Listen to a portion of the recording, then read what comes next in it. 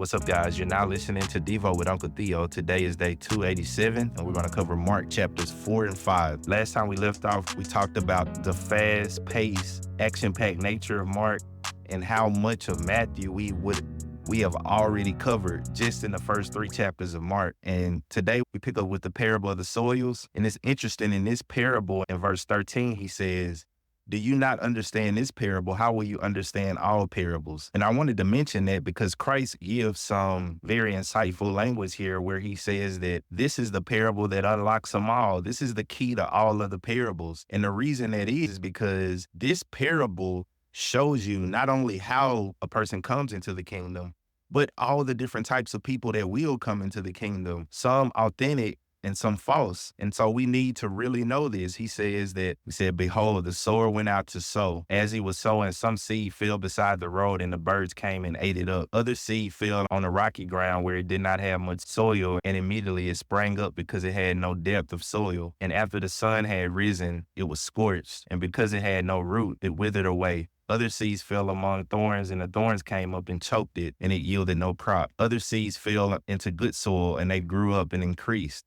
and yielded a crop and produced 30, 60, and 100-fold. And this is where he says, he who has ears to hear, let him hear. As soon as he was alone, his followers along with the 12 began asking him about the parables. Now remember, if a parable was an illustration to help you understand, it would have provided more clarity. These parables provided more confusion. Why?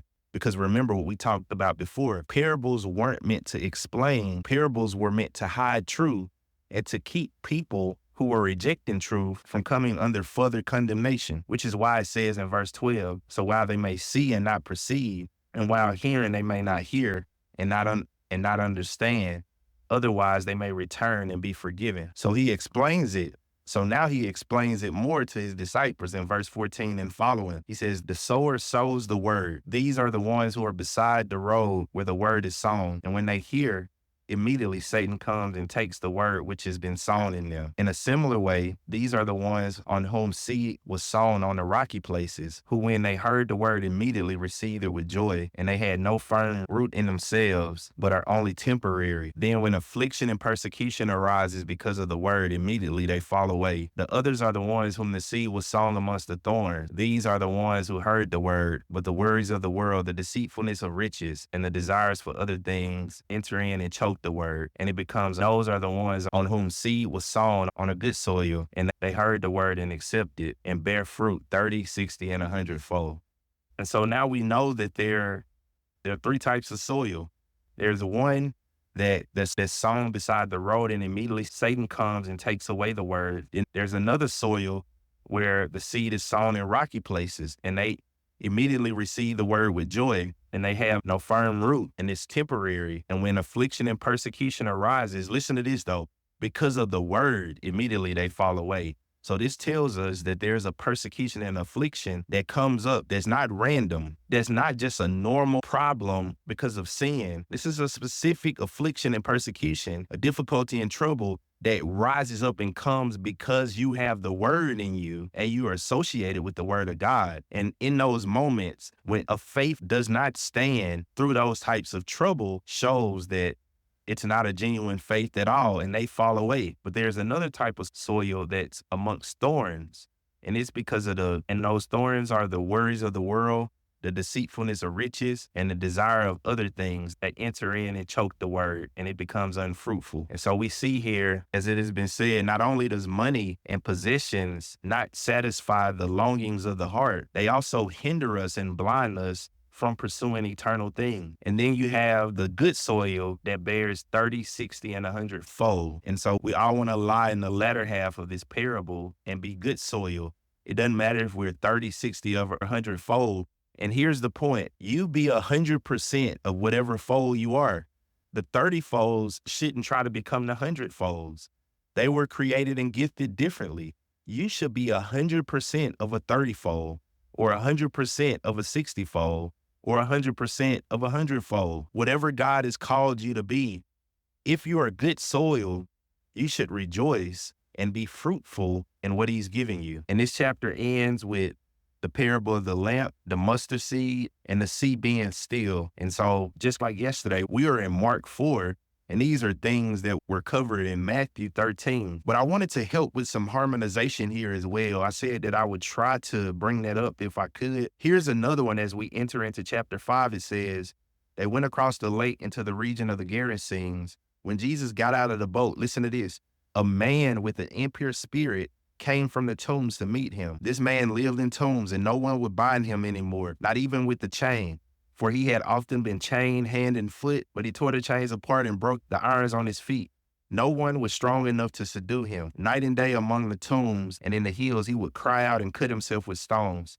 When he saw Jesus from a distance, he ran and fell on his knees in front of him. He shouted at the top of his voice, "What do you want with me, Jesus, Son of the Most High God? In God's name, I implore you by God, do not torment me." For he had been saying to him, "Come out of the man, you unclean spirit." And he was asking him, "What is your name?" And he said to him, "My name is Legion, for we are many." Now, harmonization. This is a story that happens in Matthew 8. Now, this is also good for us to know. The Gospels are not sequential. You see how we were just in something that happened in Matthew 13. Now we're looking at something that happened in Matthew 8. The authors of the Gospel aren't interested or so much focused on things happening in sequential order. Remember, they're arguing their case. So they're pulling in material to argue their case. And we in America want things to happen sequentially. This happened at 12 p.m. This happened at 1. This happened at 3. And we want to follow that chronologically. But the Gospels aren't written that way. They move back and forward because the author is making his point. He's not trying to operate sequentially in time. That's one thing we need to notice. Another thing we need to notice is just like the healing of the centurion servant, where in Matthew, it said that the centurion went, but in Luke, it says the centurion heard of Jesus and sent some elders of the Jews to him. And so in ancient literature, sending a representative was just like you going yourself. But listen here, in Mark 5, it says there was one man, but in Matthew, it says there were two men. Here's another instance of, hey, Mark, is it one? Or Matthew, is it two? So a skeptic or unbeliever is going to pin you down and say, your Bible is inaccurate, is inconsistent. Mark says one, but Matthew says two. Remember the discipline of harmonization, because we know the author's intent are not to corroborate in a way to give the exact same facts and to go sequentially. We know that they're using the material from their perspective to argue their point. So we have to harmonize because they're not as interested in that. So how do you harmonize this? It's pretty simple. Who was the spokesperson? Who was the most prominent one? Who was causing all of the ruckus and chaos? And who was the spokesperson? So Mark would have spoke of the spokesperson, the person that talked to Jesus, that implored him and that dialogue with him. But Matthew was giving an account of the entire scenery of everything present there.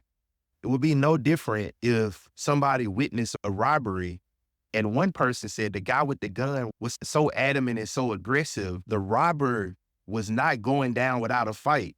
But then you ask somebody else, they say the four robbers were in the getaway car and they came to the bank to rob the bank. Was it four or one?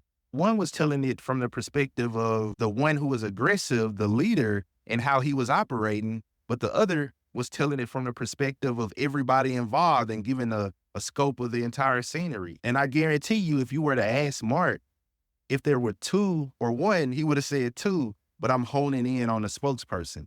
And so I'm just doing this to show you that you don't have to be far-fetched or outlandish to harmonize these things. It's very simple and very easy if you just give it some thought and lean on a lot of the godly men who've come before us and have already helped with this as well. But in chapter 5, so you have the demoniac from Gerasene and the demons cast in the swine. You have Jairus who pleads for his daughter and the woman with the issue of blood. And that's how chapter 5 ends. In fact, when he heals the girl, what does he say? Talitha kum. That's Aramaic. And so I just want you to see over and over why most people believe that the main language that Jesus spoke in, but he would have known multiple languages, Hebrew and Greek, which is interesting in his humanity because in his deity, he's omniscient. He knows every language known to man because he created them. So think about that and having your mind stretched and blown in so many ways. But we only had these 2 chapters today, and Marcus continued to move forward to make his case that Jesus is the servant and that he is performing miracles and it shows the claim of his divinity because he has the ability to perform miracles that have never been seen before, not at this magnitude. So this is more evidence to encourage us that Jesus is the Christ. So I pray that this helps you to understand the purpose of each gospel, even though they're synoptic and a lot of the information is similar, but it's building a case to help you now that you've gone through the Old Testament, and so that you can help others to understand the purpose of the gospels. I pray and hope that this continues to root and ground your faith and grow you in godliness. Until next time, you guys take care and have a good day.